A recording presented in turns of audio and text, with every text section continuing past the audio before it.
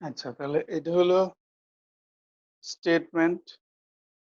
আমরা electric flux density অথবা flux over the close surface এগুলো কিন্তু আমরা লাস্ট ক্লাসেই পড়াইছি।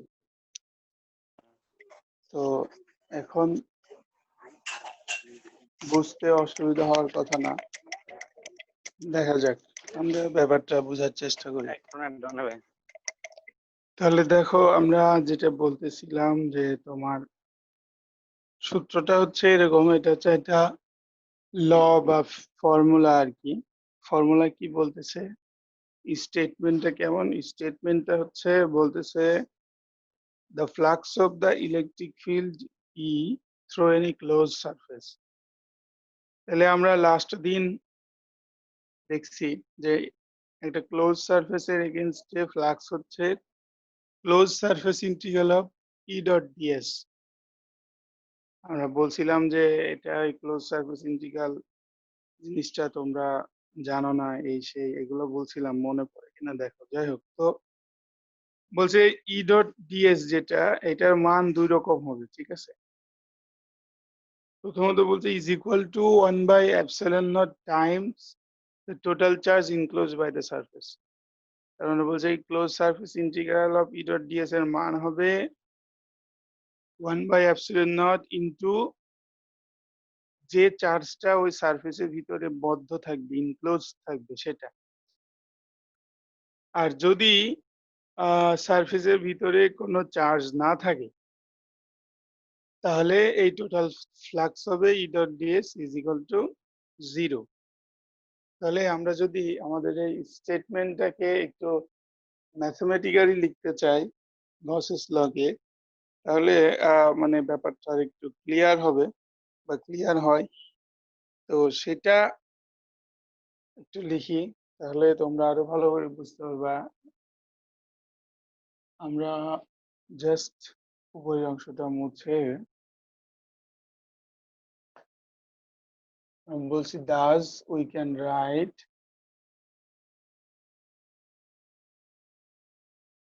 আমাদের লিখতে পারবো এরকম যে close surface integral of E dot DS is equal to 1/epsilon naught into charge, that is q/epsilon naught।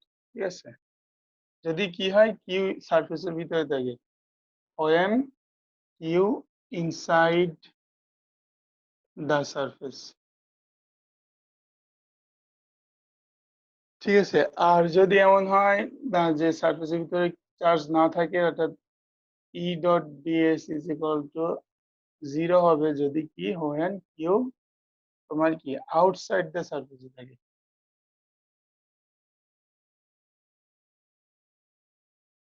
তাহলে এইটা হচ্ছে আমাদের গস ল।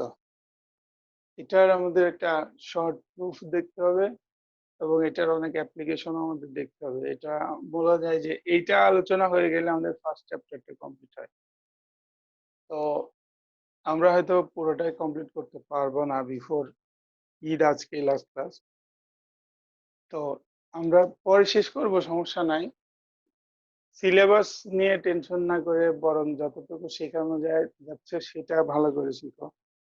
পরীক্ষা তো ঠিক যতটুকু ততটুকুর মধ্যেই নিব যতটুকু পড়াইতে পারবো, তাই না? কোশ্চেন তো আমিই করবো, কিন্তু ঘটনা হলো যে যা পড়াচ্ছি সেটা ভালো করে শিখতে হবে, কারণ সেখান থেকে ঘোরানো পেঁচানো কোশ্চেন একটু থাকতে পারে। দেখা যাক কিভাবে কি কোশ্চেন হয়। এবার মনে হচ্ছে না একদম হুবহু আগের মতো পরীক্ষা হবে, এটা নিয়ে বিস্তর সমালোচনা আলোচনা চলতেছে। বিকজ আমি নিজেও এটার গতবার যেভাবে মিড নিয়েছি, ফাইনাল নিয়েছি, তার পক্ষে না। কারণ আমি দেখছি যে অনেকগুলা স্টুডেন্ট যাদের কোয়ালিটি আমার কাছে খুব ভালো মনে হয়নি, কিন্তু সিস্টেমেটিক্যালি তারা অনেক বেশি মার্কস পেয়ে গেছে। আর যারা একটু ভালো মনে হয়েছে তারা দেখা যাচ্ছে যে সিস্টেমেটিক্যালি একটু কম মার্কস পাইছে অথবা সেম মার্কস পাইছে, যেটা আসলে যে ভালো পড়াশোনা করে তার জন্য জাস্টিফিকেশন না, প্রপার জাস্টিফিকেশন না। এবং এই মতামত আমার না, শুধু সবার, সব টিচারেরই, সবার একই কথা যে আসলে এবারের পরীক্ষা যেরকম করে নিয়েছি আমরা গতবার ফাইনাল, তো সবাই এটাকে বলছে যে এটা অনেকটা মানে হিস্ট্রিতে কালো দাগ হয়ে থাকবে আরকি। যে কারণ এই সেশনে আ এমন অনেকে ভালো করছে যাদের ভালো করার কোনো রেকর্ড ছিল না আগে। অন্যান্য সেমিস্টারে। তোমরা হয়তো ১ম পরীক্ষা দিয়েছ। তোমাদের কথা এত আলোচনা হয়নি যতটা অন্যান্য সেমিস্টারের কথা হইছে। দেখা যাচ্ছে যে মেক্সিমামই সব সেম আনসার করছে। আমরা যতই বলি না বলি এই সেই। তেমন প্রোটেস্ট করা যায়নি এই সেই। তো ব্যাপারটা আসলে অ্যাকসেপ্টেড না। মানে সবাইকে গ্রেড দিতে তো সমস্যা নাই। কিন্তু সবাইকে সেম গ্রেড দিতে সমস্যা আছে। যে বিশেষ করে যারা পরিশ্রম করে আর যারা পরিশ্রম করে না তাদের মধ্যে যদি কোনো পার্থক্য না থাকে বিশেষ কোনো, এটা একটু সমস্যা। আর দ্বিতীয়ত যে সমস্যা সেটা হলো যে কেউ না পড়েও যখন ভালো করে ফেলবে তখন সে মনে করবে যে এভাবেই মনে হয় সবকিছু পাওয়া যায়। দ্যাট ইজ ব্যাপারটা পজিটিভ না। সে কিছু শিখবে না জাস্ট মনে কপি করবে। আমি তো এও শুনছি যে তোমাদের বড় ভাইরা অথবা তোমরাও হয়তো যে সারাদিন পরীক্ষার জন্য আলাদা গ্রুপ খুলে বসে থাকতে WhatsApp এ। কে কি লিখলো না লিখলো দিতে বাধ্য করা হইতো। কেউ যদি না দিছে তাহলে নাকি থ্রেট পর্যন্ত দেয়া হইছে যে কেন দিবে না এই সেই।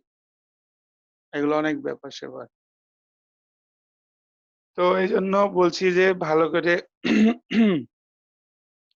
শিখতে হবে। এবার এট লিস্ট আ অন্য কিছু হতে পারে। এট লিস্ট সময় যে কমবে এটা আমি সিউর। ১২ ঘন্টা তো প্রশ্নই ওঠে না। আ 40 মার্কস এর জন্য ১২ ঘন্টা দেয়া ছিল গতবার। এবার মেক্সিমাম 40 মার্কস এর জন্য ২.৫ ঘন্টা বা ৩ ঘন্টা দেওয়া হবে। যেখানে নিজে যা পারো ইনস্ট্যান্ট লিখতে হবে আরকি। এবং 20 মার্কস হলে এরকম ১.৫ ঘন্টা বা ১ ঘন্টা দেওয়া হবে এরকম আরকি। সো দেখা যাক। তাহলে আমরা আবার আলোচনায় আসি। আমরা বলছি যে flux of the electric field E through any closed surface, that is the integral of E dot ds over the closed surface over the surface equal to 1 by epsilon naught times by the surface times the total charge enclosed by the surface. Charge যদি সারফেসের ভিতরে থাকে তাহলে তখন সেটা হবে 1 by epsilon naught into q, that is q by epsilon naught. আর যদি surface does not enclose the charge, সারফেসের ভিতরে চার্জ না থাকে, চার্জ যদি ওই সারফেসের বাইরে থাকে তাহলে সেক্ষেত্রে close surface integral E dot DS is equal to কি হবে? 0 হবে। এটা হচ্ছে আমাদের গসেস ল অফ ইলেকট্রোস্ট্যাটিক্স যেটা বলছি সেটার স্টেটমেন্ট। এখন এটার আমরা একটা প্রুফ দেখানোর চেষ্টা করব, শর্ট প্রুফ। দেখা যাক কি অবস্থা দাঁড়ায়। তাহলে আমরা একটা আরবিট্রারি একটা সারফেস নিচ্ছি আরকি। ক্লোজ সারফেস অবশ্যই। কিন্তু আমাদের যেরকম পছন্দ সেরকম আরকি। সুবিধার জন্য একটা শেপ আমরা আঁকবো আরকি।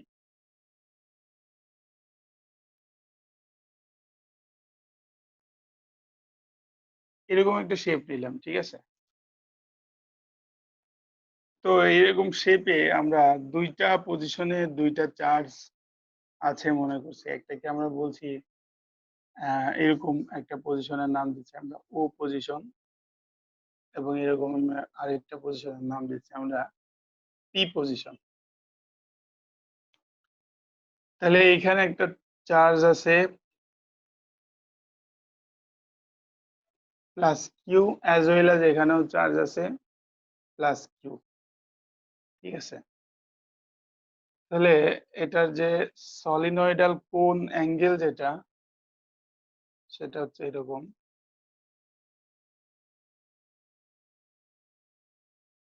আর এটার সাপেক্ষে অ্যাঙ্গেল সলিনয়েডাল অ্যাঙ্গেল যেটা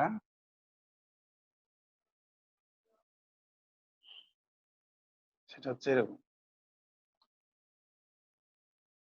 আমি একটু ব্যাখ্যা করব এগুলা কি জিনিস। তো তোমরা একটা জিনিস খুব পরিষ্কার ভালোভাবে দেখতে পাচ্ছ যে এই পজিশন ২ টা যেটা আমরা পি পজিশন ও পজিশন বলতেছি। একটা হচ্ছে আমরা লিখছি সারফেসের বাইরে একটা নিচে সারফেসের ভিতরে, ঠিক আছে? যেহেতু আমাদের স্টেটমেন্ট এরকম ছিল, তাহলে এদের মধ্যবর্তী যে অ্যাঙ্গেল গুলা, ঠিক আছে, এই অ্যাঙ্গেলটাকে আমরা বলছি DW, অ্যাজ ওয়েল অ্যাজ এই অ্যাঙ্গেলটাকে, এটাকে আমরা বলি হচ্ছে তোমার বাংলাতে বলি হচ্ছে কি উম, ঘনকোণ, DW যেটা, ঠিক আছে, সলিনয়েডাল অ্যাঙ্গেল বলি ইংরেজিতে। বেসিক্যালি হচ্ছে কোথাও থেকে যদি একটা পার্টিকুলার ডিরেকশনে চার্জের ফ্লাক্স লাইন, ঠিক আছে, আমরা ফ্লাক্স লাইন বলছিলাম গতদিন। তো ফ্লাক্স লাইন যদি কোনো একটা পার্টিকুলার ডিরেকশনে প্রবাহিত হয় চারিদিকে, তাহলে সেটা একটা কোণ আকারে যায়। কোণ তো তোমরা নিশ্চয়ই পরিচিত কোণ শব্দটির সাথে, লাইক এরকম আর কি, হ্যাঁ, এরকম। তাহলে এই যে কোণ, এটা কিন্তু এই যে মাঝখানের অ্যাঙ্গেল, ঠিক আছে, চিন্তা করে বলবো আর কি, মাঝখানের যে অ্যাঙ্গেল, এটার মান কত বলতে পারো? এটার মান কত বলতে পারো কেউ? এটা কিন্তু 3 ডাইমেনশনাল, তাই না? কোণ মানে একটা চং, অথবা তোমরা হয়তো বলতে পারো যে ওই যে সরি, এই যে পেট্রোল মাপার যে ইয়েগুলো আর কি, ঠিক আছে, ওই যে চুঙ্গা। হ্যাঁ, ফানেল টাইপের যে জিনিসটা আর কি, ওগুলোকে কোণ বলে। সো এটা 3D, নট 2D, যে এরকম দুই দিকে দুইটা তা না, বরং সামনে পিছনে চারিদিকে এরকম কোণ আকারে আছে, নিচের দিকেরটা সরু, সামনে উপরের অংশটা আস্তে আস্তে প্রশস্ত। তাহলে এটাকে আমরা কোণ, কোণ শেপ বলে থাকি আর কি বেসিক্যালি। তো আমি যেটা বলতে চাচ্ছি যে এই কোণের মধ্যবর্তী যে কোণ, মানে সেন্টারে যে অ্যাঙ্গেল উৎপন্ন হয়, এই অ্যাঙ্গেলটা কত ডিগ্রি বলতে পারো? যাই হোক, দেখো, তাহলে এই যে অ্যাঙ্গেলটা, এটাকে তোমার হচ্ছে তোমার বলা হচ্ছে সলিড, সলিড অ্যাঙ্গেল বলে এটাকে, ঠিক আছে, বাংলাতে বললে ঘনকোণ। সো এইটাকে ইউজুয়ালি আমরা ডিটারমাইন করি হচ্ছে তোমার ডব্লিউ দিয়ে বা ওমেগা দিয়ে। তো এইখানে আমাদের এই দুইটা জিনিস হচ্ছে সেই ঘনকোণ বা সলিড অ্যাঙ্গেল, ঠিক আছে। মানে আমরা ধরে নিয়েছি যে আমি এইটারও পিডিএফ দিয়ে দিব, ডেসক্রিপশন তোমরা দেখে নিবো, আমি বলতেছি, সব আমি লিখবো না, লিখি না। সো যেটা হচ্ছে যে আমরা বলতেছি যে দুইটা চার্জ অবস্থিত, অবশ্যই চার্জ কিউই, কিউ কিউ, কিন্তু একটা হচ্ছে এই যে সারফেসটা আঁকছি আমরা, হুম, এই সারফেসের ভিতরে অবস্থিত, যেটাকে আমরা বলছি পি পয়েন্টে অবস্থিত। আরেকটা হচ্ছে সারফেসের বাইরে অবস্থিত, যেটাকে আমরা বলছি হচ্ছে কিউ পয়েন্টে অবস্থিত। তাহলে তাদের দুইটা চার্জ থেকে যে কোনো একটা পার্টিকুলার ডিরেকশনে কি হচ্ছে, ফ্লাক্স লাইন পাস করতেছে। তাহলে আমরা তো ফ্লাক্স লাইন কনসিডার করি ওই ওটার ভিতরে কি যেন বলে, ইলেকট্রিক ফিল্ডের অন্তর্ভুক্ত কোন একটা এলাকা, যেটা কিনা ওই চার্জের সাপেক্ষে নর্মাল পজিশন আছে, লম্বালম্বি ভাবে আছে সেদিকে আর কি।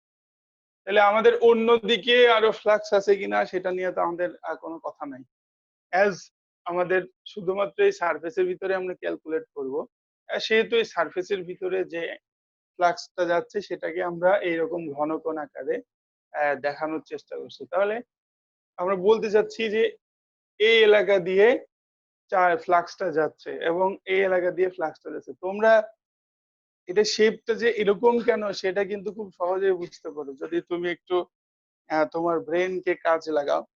তুমি একটা জিনিস চিন্তা করো যে এটা হচ্ছে ফ্লাক্স অফ ইলেকট্রন, ঠিক আছে, তাহলে যত দূরে যাবে আস্তে আস্তে ছড়াই যাবে। তুমি চিন্তা করো লাইটে কি হয়, তুমি যদি একটা টর্চ লাইট প্রেস করো অন্ধকারে, তাহলে তোমার ঠিক কাছে কিন্তু আলোটা জাস্ট লাইটের যে রেডিয়াস সেটার সমান, অথচ যত দূরে যাচ্ছে আলোটা ছড়াই যায় আর কি। তাহলে ব্যাপারটা কিন্তু যদি তুমি ওই আলোর যে ইয়েটা, মানে লাইটের সাপেক্ষে তোমার যে আলোর ব্যাপারটা, ঠিক আছে, এটা যদি তোমার লাইটের মাথা হয়, দেখা যাচ্ছে আস্তে, আস্তে দূরে যখন যাচ্ছে এটা কিন্তু ছড়ায় যাচ্ছে, হ্যাঁ? তাহলে এই টোটাল ব্যাপারটাও তুমি যদি চিন্তা করো এটাও কিন্তু এই ঘন কোণ আকারেই ছড়াচ্ছে। ঠিক আছে? তো তুমি যদি বুঝতে পারো তাহলে বুঝতে পারলা ব্যাপারটা এরকম আরকি। ঠিক আছে? আল্টিমেটলি কিন্তু এভাবেই ছড়ায় আরকি। সো আমরা এখানে জাস্ট নেচারে যেরকম হয় সেরকমই দেখাইছি। এমন না যে আমাদের সুবিধা মতো বিশেষ একটা শেপ আঁকায় নিছি আরকি। ঠিক আছে? এরকম কিছু না। তাহলে আশা করি যে এইটা এই ছবির মাধ্যমে তোমরা ভালোই বুঝতে পারতেছো যে আমাদের এখানে বেসিক্যালি কিউ চার্জের মাধ্যমে ২ জায়গা থেকে ফ্লাক্স লাইন যাচ্ছে। এই ফ্লাক্স লাইনটা এই সারফেসটাকে কিভাবে অতিক্রম করে সেটা আমরা জাস্ট এই ছবির মাধ্যমে ইলাস্ট্রেট করার চেষ্টা করছি। তাহলে যখন আমরা এই ছবির মাধ্যমে এইটাকে আমরা ইলাস্ট্রেট করার চেষ্টা করতেছি, হ্যাঁ? তখন আমাদের এই কিছু জিনিস আমরা এই ছবিতে ক্রিয়েট হচ্ছে। সেই জিনিসগুলো আমরা একটু যদি আইডেন্টিফাই করি তাহলে আমরা দেখব।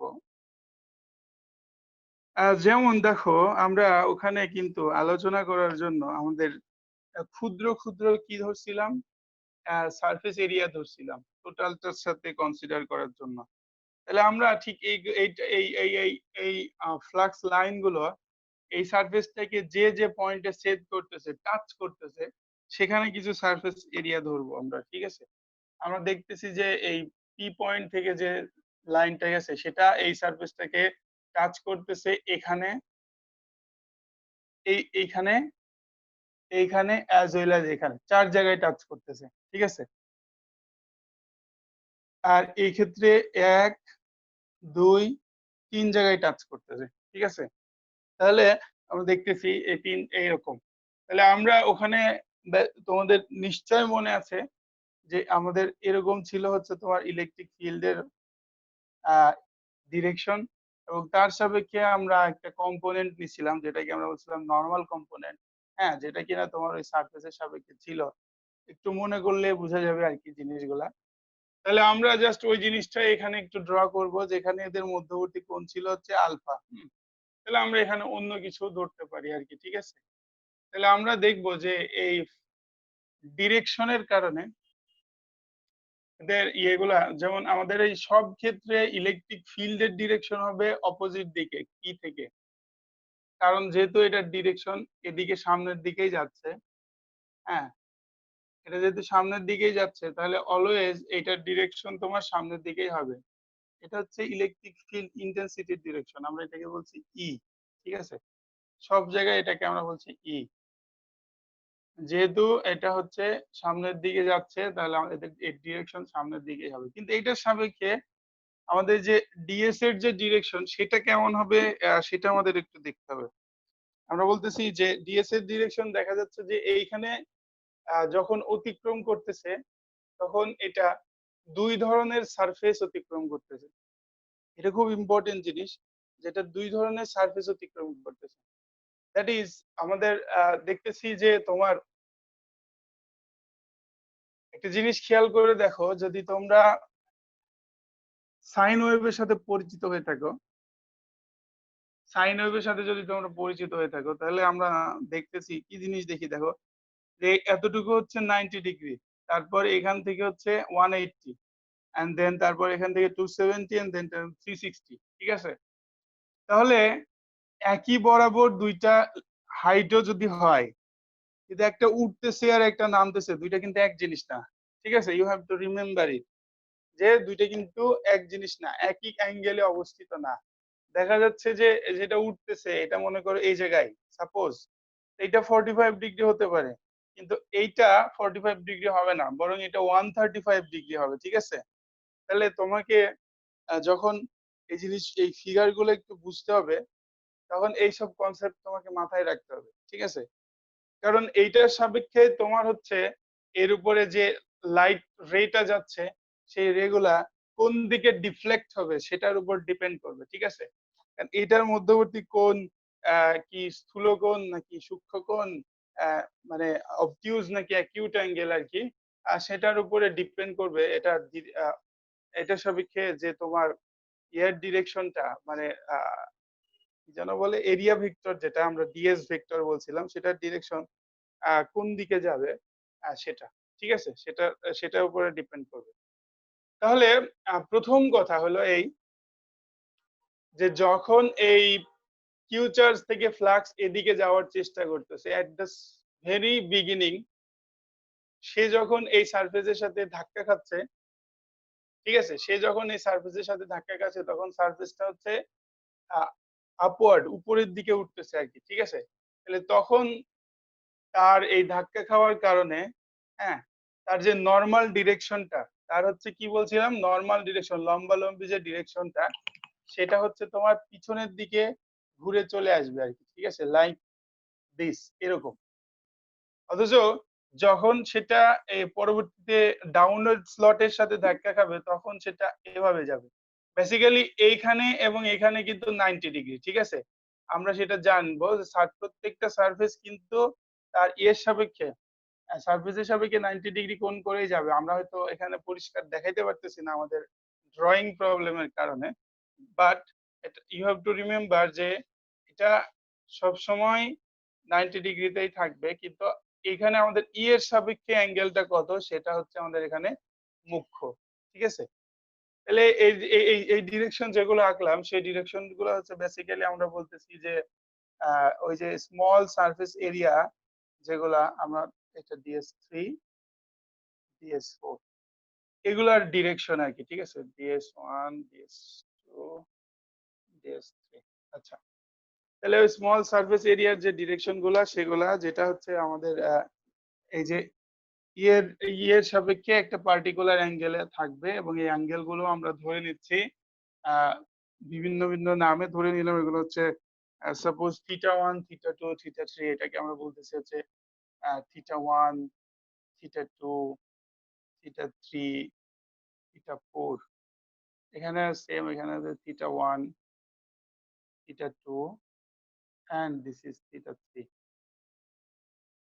আচ্ছা, তাহলে আমরা মোটামুটি ড্রয়িং এর কনক্লুশনে চলে এসেছি। তারপরে আমি জিনিসটাকে আরেকটু ব্যাখ্যা করি। যেহেতু আমাদের এইটার পরেই আমাদের ফাইনাল আসলে ক্যালকুলেশনে চলে যাব, সো ড্রয়িংটা আমাদের একটু বোঝা important to understand this law. তাহলে আরেকবার একটু জিনিসটা, আমাদের বোর্ডে তো পুরো ছবিটাই আঁকা আছে, আমি আবার একটু ব্যাখ্যা করি। দেখো, প্রথমত আই থিঙ্ক যে এটা কেন কনিক্যাল শেপে অথবা ফ্লানেলের মতো দেখতে, আর সে ব্যাপারে কোনো কনফিউশন থাকার কথা না। আমরা যেহেতু বললাম যে এটা আসলে nature of light and electron, যে এটা এক জায়গা থেকে যখন সামনের দিকে যাবে তখন যেহেতু সামনে যত দূরে যেতে থাকবে তত কি হবে, প্রেসার কম হয়ে যাবে, সেহেতু এটা এক্সপান্ড হয়ে যাবে, সেই জন্য এটা একটা কনিক্যাল শেপে চলে আসে, ঠিক আছে। তাহলে অ্যাজ এটা কনিক্যাল শেপে চলে আসে, তাহলে এদের অরিজিনে যে মধ্যবর্তী অ্যাঙ্গেল সেটাকে আমরা বলতেছি হচ্ছে তোমার solid angle, which is indicated here by DW। হ্যাঁ, এবং এটার ডিরেকশন যেহেতু ফরওয়ার্ড ডিরেকশন, সামনের দিকে, হ্যাঁ, সো সামনের দিকে ডিরেকশন থাকার কারণে প্রত্যেক ক্ষেত্রে ইলেকট্রিক ফিল্ড ইন্টেন্সিটি ডিরেকশনও আমরা সামনের দিকে দেখাচ্ছি। বাট এইটার সাপেক্ষে আমাদের যে সারফেসটা, মানে সারফেস এরিয়া যেটা, এই সারফেস এরিয়া গুলো যে যে পয়েন্টে এটা অতিক্রম করতেছে আমাদের এই ক্লোজ সারফেসটাকে, সেই সারফেস বরাবর আমাদের এই যে ক্ষুদ্র যে সারফেস এরিয়ার যে ডিরেকশন গুলা, ভেক্টর গুলা, সেগুলাকে আমরা DS1, DS2, DS3, DS4 এই হিসাবে আমরা নামকরণ করছি, এবং তার ডিরেকশন আমরা দেখাচ্ছি যে ফর দ্য ফার্স্ট ফিগার, প্রথমটার জন্য, যে যখন হচ্ছে এটা আপওয়ার্ড ডিরেকশন, যেহেতু এটা বাইরে থেকে, ঠিক আছে, বাইরে থেকে যখন যাচ্ছে, তখন যখন হচ্ছে এটা মনে হচ্ছে যে তোমার বাইরে থেকে কোথাও গিয়ে ঢোকার চেষ্টা করতেছে এরকম, তখন এটা এরকম বাধাপ্রাপ্ত হচ্ছে। অন দা আদার হ্যান্ড, যখন এটা ভিতর থেকে বাইরের দিকে যাওয়ার চেষ্টা করতেছে, হ্যাঁ, এটা যখন এরকম ভিতর থেকে বাইরের দিকে যাওয়ার চেষ্টা করতে, তখন এটা একটু ডিফ্লেক্টেড হয়ে যাচ্ছে। হ্যাঁ, তো এইখানে অ্যাঙ্গেলটা হচ্ছে আহ তোমার কি অবটিউজ অ্যাঙ্গেল, স্থূলকোণ, আর এখানে হচ্ছে সূক্ষ্মকোণ। On the other hand same concept কিন্তু এখানেও প্রযোজ্য। হ্যাঁ, এখানে দেখো, এখানে প্রথম ঘটনাটা এটা না হয় প্রথম ঘটনা এটা ঘটছে, কারণ এটা হচ্ছে ভিতরে ছিল, ভিতরে ছিল মানে প্রথম এটাকে অতিক্রম করতে গেছে, ঠিক আছে।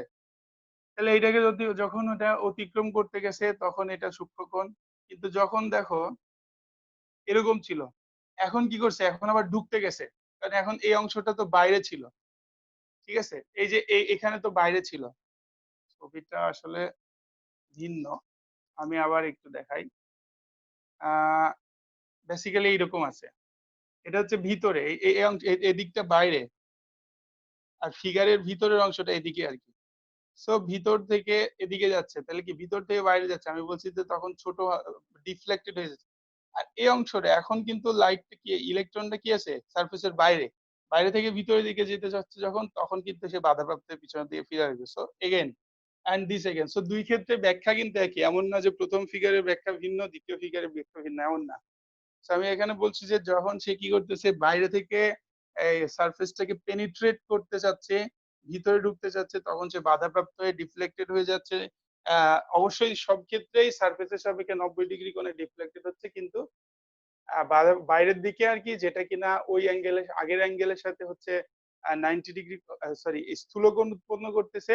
আর যখন সে ভিতর থেকে বাইরের দিকে যেতে চাচ্ছে তখন ভিতরের দিকে ডেভিয়েটেড হয়ে যাচ্ছে বা ডিফ্লেক্টেড হয়ে যাচ্ছে যেটার কারণে এটা আগের সাথে কি করতেছে সূক্ষ্মকোণ উৎপন্ন করতেছে। ঠিক আছে? আমি আরেকটু যদি বলতে চাই সাপোজ মনে করো this is surface and this is হ্যাঁ? তাইলে এখন যদি এই সারফেসের সাথে যে রেটা আসতেছে সেটা ৯০ ডিগ্রিতে চলে যায়, বাধাপ্রাপ্ত হয়, তাহলে এখানে কি হচ্ছে সূক্ষ্মকোণ উৎপন্ন হচ্ছে। ঠিক আছে? এরকম। হ্যাঁ? আর যদি মনে করো যে এই সেম সারফেস এর সাথে অথবা ভিন্ন সারফেস, অবশ্যই ভিন্ন সারফেস হচ্ছে তারপরে আমি যদি সেম সারফেস এর সাথে বলি, সে ডেভিয়েটেড না হয়ে এদিকে চলে যায়, তাহলে এটার সাথে ৯০ ডিগ্রি তখন এদিকে হচ্ছে। তাহলে তখন কিন্তু স্থূলকোণ হচ্ছে। খেয়াল করে দেখো এটাকে যদি আমরা ৩০ ডিগ্রি বলি, তাহলে এখানে কিন্তু ২ ক্ষেত্রেই ৯০ ডিগ্রি। এটাও ৯০, এটাও ৯০, এটাও ৯০, আমি বলছি যে এটাও ৯০, ঠিক আছে? এটা এবং এটা। কিন্তু দেখো তার মানে এইখানে হচ্ছে ৬০ ডিগ্রি। সো দ্যাট ইজ এটা সূক্ষ্মকোণ। কিন্তু এইখানে হচ্ছে ১২০ ডিগ্রি টোটালটা যদি বলি, তাহলে হচ্ছে স্থূলকোণ। ঠিক আছে? তাহলে আমি ব্যাপারটা সর এখন বলতেছি যে কি হলো তাহলে ds টা কিন্তু সারফেস এর সাথে অলওয়েজ নরমালে থাকতেছে। কিন্তু সেটা এর সাথে কি কোণ উৎপন্ন করছে সেটাকেই আমরা থিটা দ্বারা আইডেন্টিফাই করতেছি আরকি। ঠিক আছে? কখনো সূক্ষ্মকোণ, কখনো স্থূলকোণ। আচ্ছা তাহলে তাতে কি হচ্ছে সেই জিনিসটা একটু আমরা দেখি। তাহলে এই যদি মোটামুটি হয় আমাদের ফিগারের ব্যাখ্যা। তোমরা কাইন্ডলি আমার লেকচারটা আজকে একটু ভালো করে দেখবা। ঠিক আছে? আমি যখন রেকর্ডিং দিয়ে দিব পজ করে প্রয়োজনে দেখবা। আমি আজকেই এটার ডকুমেন্টেশন যেটা আছে সেটা তোমাদেরকে ছবি তুলে দিয়ে দিব। আগের ছবি নাকি ক্লিয়ার হয়নি। পারলে আজকে সবগুলো একসাথে আবার দিব। কিন্তু একটু ভালো করে দেখবা। হ্যাঁ, আমি কিন্তু যথেষ্ট ইন ডেপথ নলেজ দিয়ে এখানে বোঝানোর চেষ্টা করতেছি। হয়তো সবাই একসাথে ক্যাপচার করতে পারতেছো না অথবা পারতেছো। পারলে আলহামদুলিল্লাহ অনেক ভালো। না পারলে বারবার দেখবা। কয়েকবার দেখবা। কারণ এইটা থেকে তোমার মনে করো যে একটা ভালো একটা পোরশন পরীক্ষাতে থাকার সম্ভাবনা আছে। ঠিক আছে? ভালো পোরশন মানে মনে করো কমসে কম মিড যদি আমরা 20 নেই, 30 নেই তাহলে মিনিমাম 10 মার্কস থাকতে পারে। এইটা বা এটা রিলেটেড। আচ্ছা আসো তাইলে আমরা এই জিনিসটাকে একটু আ ব্রেক ডাউন করার চেষ্টা করি। আমাদের যে ফর্মুলা দিলাম আমরা ১ম এই, এই ফর্মুলা থেকে আমরা মানে ফর্মুলাটা দাঁড় করানোর চেষ্টা করি। তাহলে আমরা কি বলছি? যদি একটা সারফেসের ভিতরে একটা চার্জ অবস্থিত থাকে, তাহলে তার জন্য ইলেকট্রিক ফ্লাক্স যেটা সেটা হচ্ছে কি হবে? Q by epsilon naught. মানে যে চার্জ থাকবে তার সাপেক্ষে 1 বাই এপসিলন নট গুণফল। আর যদি চার্জটা বাইরে থাকে তাহলে সেক্ষেত্রে কি হবে? তাহলে সেটা হবে 0। এটা আমরা বলছি। তাহলে আমাদের ফিগার যেহেতু এখানে ইলাস্ট্রেট করছি, আমরা ব্যাখ্যা করার চেষ্টা করতেছি বা করেছি। তাহলে আমরা ফিগারের সাপেক্ষে এখন এই যে আমরা দেখছি যে এখানে আছে চার্জটা ভিতরে, এখানে আছে চার্জটা বাইরে।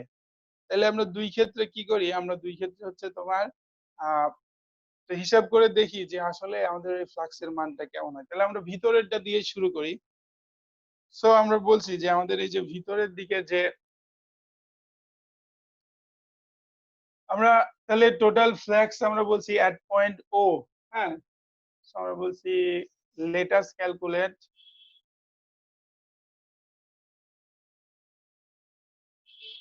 Total flux at point O point যেখানে কিনা আমাদের এই যে চার্জটা সারফেসের ভিতরে অবস্থিত সেটার জন্য। তাহলে আসা যাক কি হচ্ছে। তাহলে আমরা বলছি, আমরা জানি তো ফাই ইজ ইকুয়াল টু কি জানি আমরা, close surface integral E dot DS, আমরা সেটা জানি, ঠিক আছে। আমরা জানি এটা is equal two E dot DS, আমরা শিখাইছি, গত দিনই শিখাইছি এটা। সো এখন আমাদের এখানে তিনটা সারফেস আছে, 1 2 3। হ্যাঁ, তাহলে আমরা এই তিনটা সারফেসের সাপেক্ষে কি করব, এই যে ই ডট ডিএস আমরা অ্যাপ্লাই করব, ঠিক আছে। তাহলে আমরা আসি, এখানে লিখলাম যে close surface integral E dot DS one plus close surface integral E dot DS two plus close surface integral E dot DS three. 1 2 3 তিনটাকে আমরা এভাবে আলাদা আলাদা করে লিখলাম, ঠিক আছে, ডিএস1 ডিএস2 ডিএস3। আচ্ছা, তাহলে এখন আমাকে ছবি মুছতেই হবে, কারণ আমি নাহলে ক্যালকুলেশনটা লিখতে পারবো না। আশা করি তোমরা ছবি আঁকলে আঁকছো, অথবা স্ক্রিনশট নিয়েছো, অথবা আমি তো দিয়েই দিব। তো আসো আমরা তাহলে একটু মুছি, লিস্ট শেপটা থাকলেও আমরা উপরের লেখাগুলো মুছি, যাতে একটু কিছু লিখতে পারি উপরে, শেপটা থাক যতক্ষণ রাখা যায়। আচ্ছা, তাহলে এইরকম যখন হলো, তাহলে আমরা এখন তোমার আমরা জানি হচ্ছে A dot B is equal to কি জানি আমরা, এ বি কস থিটা, তাই না। A dot B is equal to আমরা জানি এ বি কস থিটা, একদম ভেরি ইজি। আবার এই ই এর মান আমরা জানি কি জানি, এ বির মধ্যে যে এ অংশটা অর্থাৎ ই যে অংশটা, মানে আমরা এখানে ই ডট ডিএস কে কি লিখবো, ই ডিএস কস থিটা। প্রথমটার জন্য কি লিখবো, ই ডট ডিএস ওয়ান এর জন্য লিখবো E DS one cos theta one, এরকম লিখবো, এই তো। আচ্ছা, কিন্তু ই এর মান তো আমরা আলাদাভাবে জানি, ই এর মানে আমরা জানি হচ্ছে 1/4 কি জানি, Q by R square, 1/4 Q by R square. তাহলে আমরা এখানে এই জিনিসটা ইয়ে করি, একটু সবগুলো মান একসাথে পুট করি আর কি। তাহলে আমি যা যা বললাম সেগুলো যদি এখানে অ্যাপ্লাই করি, তাহলে আমি এরকম লিখতে পারবো যে তোমার close integral 1/4 Q by R square, তো কিউ একবার লিখলাম, কিউ ডিএস1 কস থিটা 1, তারপর হচ্ছে 4 pi epsilon naught r square, এরকম, minus q DS two cos theta 2 4 pi epsilon naught r square, plus q DS three cos θ3 4 pi epsilon naught r square, এরকম লিখলাম আমরা আর কি, ঠিক আছে। তো এখন একটা ব্যাপার আসে যে স্যার এই যে মানে সব জায়গায় তো প্লাস ছিল, এখন এক জায়গায় আবার মাইনাস কেন লিখলাম। তাহলে এটা একটা ব্যাপার আসছে যে এক জায়গায় আমরা মাইনাস লিখছি, সব জায়গায় প্লাস ছিল যদিও মূল ফর্মুলাতে, কিন্তু আমরা যখন এটাকে এক্সপান্ড করতে গেছি তখন কি করছি, এক জায়গায় মাইনাস লিখছি। তাহলে এখন কেন মাইনাস যে লিখছি, এটা কি কেউ বলতে পারবা যে স্যার কেন মাইনাস লিখছি আমি। সো আমরা লিখলাম একটা হচ্ছে cos 60 ডিগ্রি, আরেকটাকে লিখলাম হচ্ছে cos 120 ডিগ্রি, ঠিক আছে। আরে 120 ডিগ্রিকে কিন্তু আমি এরকম লিখতে পারি, দেখো আমি এরকম লিখতে পারি যে cos 180 minus 60 degree is equal two minus cos 60 degree, এরকম লিখতে পারি। তোমরা নিশ্চয়ই এগুলো এতটুকু ত্রিকোণমিতি জানো সবাই। তাহলে আমরা মানে দুইটার মান একই রকম করার জন্য, যেহেতু আমরা 60 ডিগ্রি প্ল্যাটফর্মে আনতে চাচ্ছি সবাইকে, ঠিক আছে, 60 ডিগ্রিতে এখানে একটা রূপক অর্থ, আমরা জাস্ট সেম ভ্যালুতে আনতে চাচ্ছি সব অ্যাঙ্গেল গুলোরে। তো সেম ভ্যালুতে আনার কারণে আমরা এটাকে একটু জাস্ট কি করছে, যেটা স্থূলকোণ ছিল, হ্যাঁ, যেটা কিনা অবটিউজ অ্যাঙ্গেল ছিল, সেটার আগে একটা মাইনাস দিয়ে আমরা থিটাটাকে লিখছি। আমরা এখনই বলবো যে যেখানে কি θ1 θ2 এবং θ3 সবগুলোই হচ্ছে সেম ভ্যালু। কারণ হচ্ছে আমরা যেটা সেম ছিল না, যেটা ডিফারেন্ট ছিল সেটাকে সেম বানায় নিয়েছি এখানে আরকি। ঠিক আছে? তাহলে এই হলো ব্যাপার, আর কিছুই না। এইজন্য একটাতে মাইনাস চলে এসছে। মুছতেই হলো, কিচ্ছু করার নাই। যেহেতু আমাকে লিখতে হবে কিছু, ছবি দিয়ে কি করব? তাহলে আমরা যদি এখন এই ফিগার থেকে কিছু একটা টার্ম সামনের দিকে নেই, যেটা হচ্ছে কমন সব জায়গায়। q/4πε0 এটা হচ্ছে কমন। সো আমরা লিখলাম q/4πε0 এটা নিলাম। ঠিক আছে? তাহলে এটা যখন নিলাম তাহলে আমাদের যে ব্যাপারটা গেল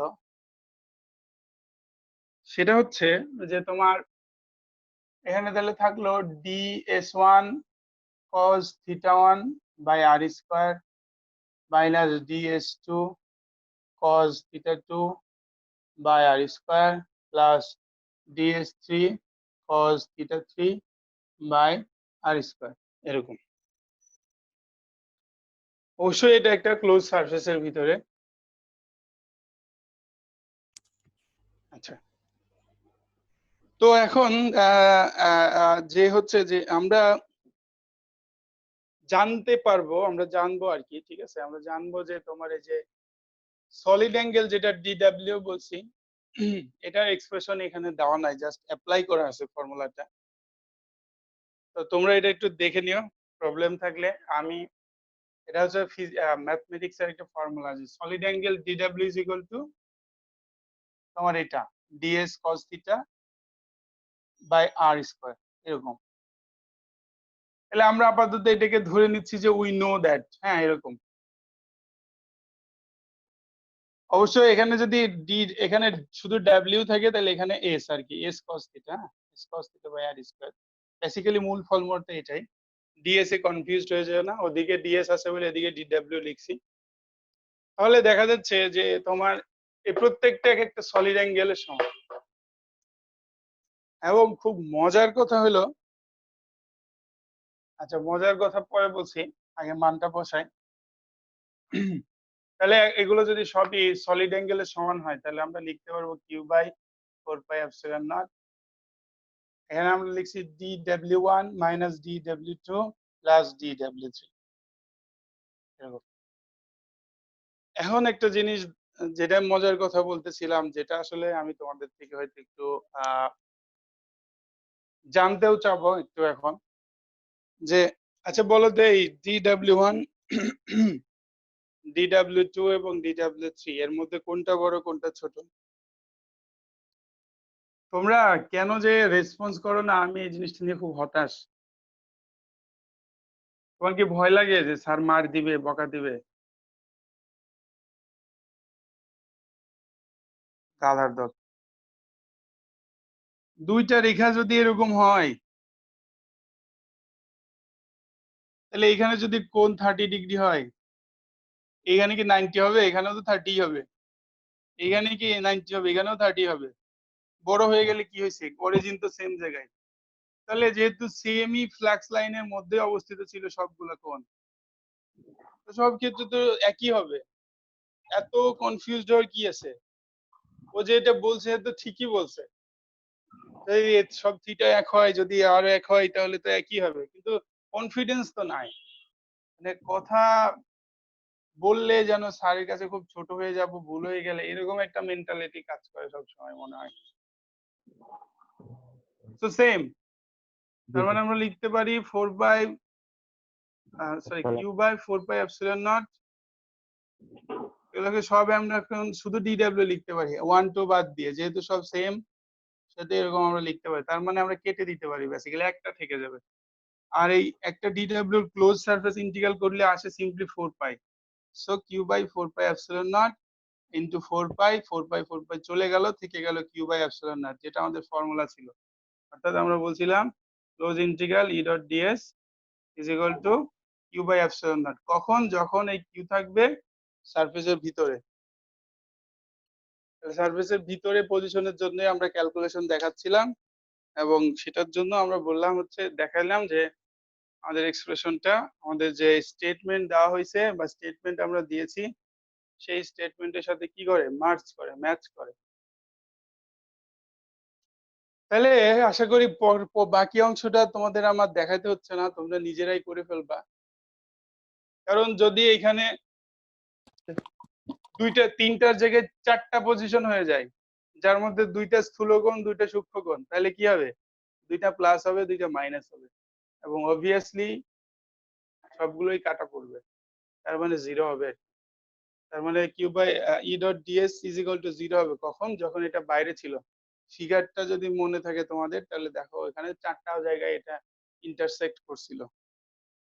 সো তখন আমাদের এক্সপ্রেশনটা হবে close surface integral of E dot DS is equal to 0 from Coulomb's law.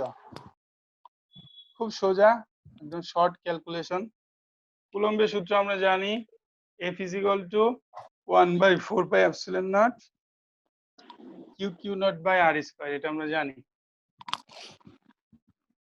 তাহলে আমরা এটাকে যদি একটু সাজায় লিখি, মানে Q0টাকে সামনে লিখি এবং এটাকে লিখি 1/4πε0 Q by R square, তাহলে এটা হচ্ছে electric field intensity, that is E এর ফর্মুলা। তাহলে আমরা ওখান থেকে বলতে F is equal to Q0 E, ঠিক আছে? এটা আমরা বলতে পারি। এটাকে আমরা 2 নম্বর ইকুয়েশন বললাম, এটাকে আমরা 1 নম্বর ইকুয়েশন বললাম, ঠিক আছে? এখন তাহলে এখান থেকে আমরা যে জিনিসটা পাই সেটা হলো যে E is equal to this, অর্থাৎ E is equal to কি? 1/4πε0 Q by R square, এটা। এখন সেখান থেকে আমরা লিখতে পারি যে তোমার এই 4π R স্কয়ারটা যদি এদিকে আনি, E into 4π R square is equal to Q by ε0, এটা আমরা লিখতে পারি। এখন দেখো এই যে 4π R স্কয়ার যে জিনিসটা, সেটা আসলে কি? এটা আসলে একটা সারফেস এরিয়া, ঠিক আছে? যদি এরকম কিউ একটা চার্জ কোথাও একটা সেন্টারে অবস্থিত থাকে, তার চারিদিকে স্ফেরিক্যাল শেপ বরাবর গোলকীয় তল বরাবর তার ইলেকট্রিক ফিল্ড কি করে? কাজ করে। যেখানে আমরা যদি রেডিয়াস বলি, তাহলে সেটার এরিয়া হচ্ছে আমাদের কি? 4π R স্কয়ার। সো এটার এরিয়া যদি আমরা ক্লোজ সারফেস ইন্টিগ্রাল ডিএ বলতেছি, area is equal to 4π R square যদি হয়, বা আমরা ডিএ না বলে আমরা যেটা ইউজ করছিলাম ডিএস সেটা বলি, তাহলে সেটা যদি 4π R স্কয়ার হয়, তাহলে আমরা বেসিক্যালি বলতে পারি তাহলে এই যে E close surface integral DS is equal to Q by epsilon naught, বা আমরা ভেক্টর ফর্মে লিখলে E dot DS is equal to Q by epsilon naught, ঠিক আছে? তাহলে যেখানে হচ্ছে কি, যেখানে আমরা এটা এদিকে ইন্টেন্সিটি দেখাইলাম আর কি। আচ্ছা, তো যেখানে হচ্ছে কি, এটাই হচ্ছে গসের ফর্মুলা। তাহলে আমরা এই যে কুলম্বের ফর্মুলা থেকে শুরু করেও গসের ফর্মুলাতে চলে আসতে পারি। একটা শর্ট প্রশ্ন, যদি তোমাকে বলা হয় যে deduce Gauss's law from Coulomb's law, তাহলে কিন্তু তুমি এখান থেকে আসতে পারো। হ্যাঁ, কুলম্বের সূত্র থেকেও গসের সূত্রে তুমি চলে আসতে পারতেছো। তাহলে দেখো আমরা লিখতে পারি Q is equal to rho DV. বুঝাই বলি, যেখানে হচ্ছে কিউ হচ্ছে চার্জ, রো হচ্ছে ডেনসিটি। আমরা যদি এটাকে নর্মাল ডেনসিটির সাথে কম্পেয়ার করি, তাহলে রো ইজ ইকুয়াল টু আমরা বলতাম এম বাই ভি, এখানে আমরা বলবো কিউ বাই ভি। আর এটার সাথে যদি আমরা ডিভি দিই এবং এটার ইন্টিগ্রেশন করি, তাহলে ডিভির ইন্টিগ্রেশন করলেও ভি হবে, বেসিক্যালি কিউই থেকে যাবে। সো এটাকে আমরা রো ডিভি লিখতে পারবো। তাহলে আমরা যে ফর্মুলা পাইছিলাম গসের ফর্মুলাতে আমরা পাইছিলাম এরকম যে তোমার close integral E dot DS is equal to Q by epsilon naught, এরকম পাইছিলাম। এখন যদি আমরা এই এপসিলন নটটাকে এদিকে নিয়ে আসি, তাহলে epsilon naught E dot DS is equal to simply Q লিখবো। এন্ড যেহেতু কিউ এর আমরা আরেকটি এক্সপ্রেশন বের করছি এরকম, তাহলে আমরা সেখান থেকে বলবো rho DV is equal to এরকম লিখতে পারবো আমরা। তাহলে আমরা এই ফর্মুলাতে চলে আসলাম আর কি। এখন একটা ফর্মুলা আছে, সেটার নাম হচ্ছে তোমার ডাইভারজেন্স থিওরাম। তোমরা হয়তো পড়ো নাই, অনেক কিছুই তোমাদের আসলে স্কিপ করা হচ্ছে, কিছুই করার নাই। এটাও ম্যাথমেটিক্স এর ফর্মুলা, ভলিউম ইন্টিগ্রাল থেকে সারফেস ইন্টিগ্রালে ট্রান্সফার করার ফর্মুলা, ঠিক আছে? এটা আমাদের সারফেস ইন্টিগ্রাল, এটা ভলিউম ইন্টিগ্রাল। তাহলে ইউজিং ডাইভারজেন্স ফর্মুলা যদি ইউজিং ডাইভারজেন্স থিওরাম যদি আমরা ইউজ করি, তাহলে আমরা এই যে ই ডট ডিএস কে এরকম লিখতে পারবো। আমরা লিখতে পারবো ডাইভারজেন্স অফ ই ডিভি, এরকম লিখতে পারবো। তাহলে আমরা এটার পরিবর্তে এটা লিখবো এখন। তাহলে এখন কম্পেয়ার করতে পারবো এই সাইড আর এই সাইড। তাহলে আমরা এই ফর্মুলাটা এখানে লিখলে আমরা এটা লিখবো close integral volume integral divergence E DV is equal to rho DV. এখন আবার আমরা কেউ প্রশ্ন করো না যে স্যার ডাইভারজেন্স জিনিসটা কি, কার্ল ডাইভারজেন্স গ্রেডিয়েন্ট, এগুলো কিন্তু তোমাদের পড়ে আসার কথা ইন্টারেই। দেখে নিও যদি প্রবলেম থাকে। হ্যাঁ, এগুলো তোমাদের দেখতে হবে। যদি ভুলে যাও একটু দেখে নিবা, বাসায় তো ইন্টারে বই আছে, না থাকলে যেভাবে হোক দেখে নিবো। সো এটা হচ্ছে ডাইভারজেন্স মিন্স ডেল ডট ইয়ে কিন্তু, ঠিক আছে? ডাইভারজেন্স কি আমরা নাবলা অপারেটর যেটা ছিল এরকম ডেল অপারেটর, তার সাপেক্ষে কোনো কিছু ডট প্রোডাক্ট হলে আমরা এটাকে বলতাম ডাইভে, এরকম লিখতাম, ঠিক আছে? তো এখন এটা আমরা ডাইভের পরিবর্তে এটা লিখবো। তাহলে আমরা এখন দেখো এই রিলেশন যদি আমরা কম্পেয়ার করি, বাম সাইড ডান side, DV DV same, so এটা নিয়ে আমরা কথা বললাম। তার মানে আমরা হচ্ছে absolute naught divergence of E is equal to P, সেটা আমরা পাচ্ছি, ঠিক আছে? সরি, পি মানে রো, আর কি রো পাচ্ছি। তাহলে আমরা কম্পেয়ার করে এখানে লিখতে পারি যে absolute naught divergence E is equal to rho. তার মানে ইটা ওদিকে নিয়ে গেলে আমি বলতে পারবো যে ডেল ডট ই, এই ডাইভারজেন্স ই কে ডেল ডট ই লেখা যায় বললাম, is equal to rho by absolute naught, এরকম লিখতে পারবো আমরা, ঠিক আছে? এখন দেখো আমরা কিন্তু পড়াইছি যে D is equal to absolute naught E, এরকম পড়াইছি কিন্তু। হ্যাঁ, এটাকে আমরা বলছিলাম ইলেকট্রিক ফ্লাক্স ডেনসিটি। আমি সব বলছি তোমাদের বারবার যে যা পড়াইছি কিছুই ফালতু না, সবগুলো কিন্তু কাজে লাগবে, ঠিক আছে? তাহলে ইলেকট্রিক ফ্লাক্স ডেনসিটি আমি কিন্তু পড়াইছি, আমি 2 সেকশনে পড়াইছি, আমার পরিষ্কার মনে আছে। সো আমরা যদি এখন এই ই এর পরিবর্তে ওইটা ব্যবহার করি, মানে ইলেকট্রিক ফ্লাক্স ডেনসিটির কনসেপ্টটা ব্যবহার করি, অর্থাৎ ই এর পরিবর্তে আমি যদি তোমার বলি যে ডি বাই এপসিলন নট, সেটাও কিন্তু আমি বলতে পারি, ঠিক আছে? তাহলে এই ফর্মুলাটা আমরা এখানে যদি ব্যবহার করি, তাহলে আমরা বলতে পারবো যে del dot D is equal to rho, ঠিক আছে? কারণ এর নিচে এপসিলন নট ছিল, ওইটার নিচে এপসিলন ছিল, এটা বাদ। এটাই হচ্ছে Gauss's law in differential form. তোমার যদি আমি লিখতে বলি যে write down Gauss's law in differential form, only 1 marks অথবা half marks a short question দিলাম আর কি, তোমার কোনো ব্যাখ্যা না দিয়ে শুধু এটা লিখলে চলবে।